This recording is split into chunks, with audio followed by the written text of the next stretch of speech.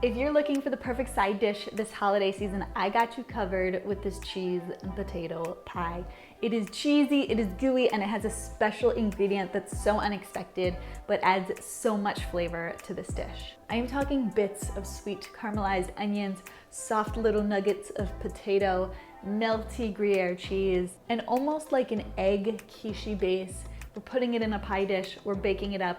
It's the perfect recipe. You can make it ahead and reheat it day of. It really holds together well. It's one of those recipes that you come back for seconds and thirds and fourths because it's just so mouth-wateringly delicious, loaded with flavor. You just can't get enough of it.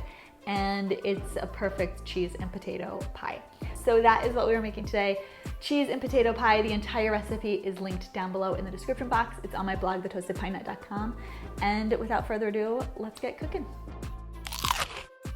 For this recipe, you're gonna need unsalted butter, an onion, eggs. We're gonna be using eggs and egg yolks, some whole milk, some whole grain mustard, salt, pepper, Gruyere cheese. If you don't have Gruyere, you could use Swiss, is similar, but you could also customize this with some cheddar or mozzarella. Really, whatever your favorite shredded cheese is, you can go for that. I love Gruyere because I think it's kind of special. It kind of elevates the dish, and it just adds a flavor profile that to me it goes perfectly with potatoes. Of course, you're gonna need 2 large potatoes. I'm using russet potatoes. I really haven't tested this with any other potato. If you're going to experiment a little bit, go for a more starchy potato, something that will hold its shape as it bakes. You don't want it to kind of fall apart as your potato pie bakes. So I'm using a russet potato. You can experiment a little bit, but go for something a little more substantial. And we're gonna finish it off with a little sprinkle of nutmeg. At the very end, we are going to top it with some fresh herbs. I'm gonna use fresh chives.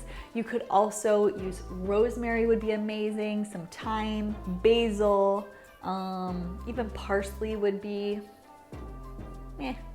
Add your butter to a pan. Once it starts to melt, we're gonna add in our chopped onion. We are going to keep the heat right at medium-low and stir it occasionally. We're going to cook them for 20 to 25 minutes until they reach a deep, rich, beautiful, mouth-watering, caramelized, golden brown color, and then we can remove them from the heat. While your onions are caramelizing in a large bowl, we're gonna add our eggs. Then we are going to get some egg yolks. So what I do is I crack the egg in half, and then over a separate small bowl, pass the egg yolk back and forth between the shells until all the clear egg whites strip away and you are left with the egg yolk in the shell.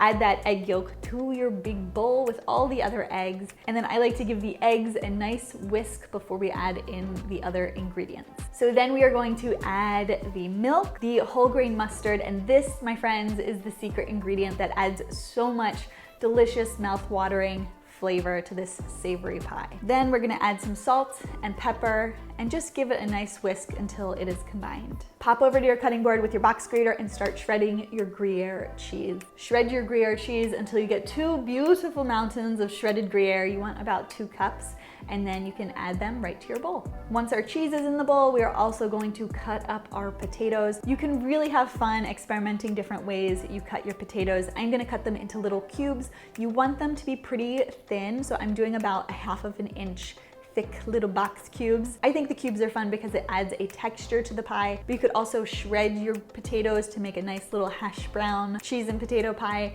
You could do wedges, you could do slices like a scalloped potato. The only thing I want to warn against is you don't cut them too thick because you really want the potato to cook through. You want it to be nice and buttery. You don't want your potatoes to be too tough. So make them nice and thin. Have fun experimenting with the different potato shapes for your potato pie. And hopefully by now your onions will be nice and caramely, so add those to the bowl as well. Use a rubber spatula just to fold everything together to get it nice and incorporated, and then grab your pie dish. Grease or spray your pie dish, and then transfer your egg, potato, cheesy mixture.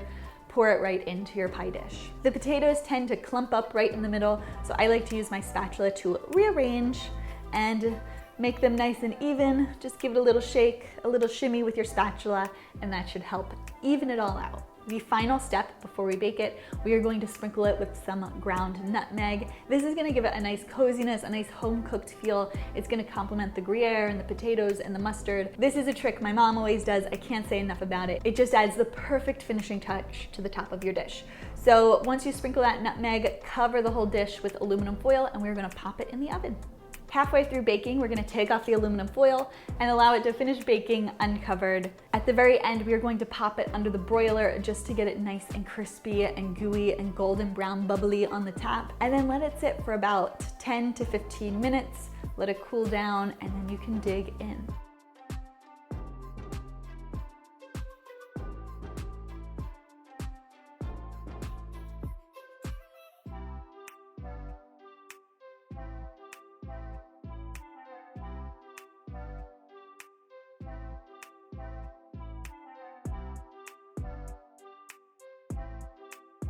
Here it is baked. I sprinkled it with some chopped chives, and now we get to do my favorite part, which is take a bite.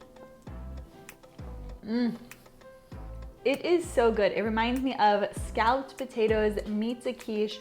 They have a baby and we call it cheese and potato pie. It is a delicious side dish. It would also be a really fun brunch recipe. I hope you make it. I hope you love it. The entire recipe is linked down below in the description box.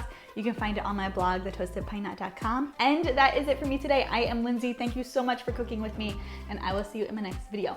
Bye. So good.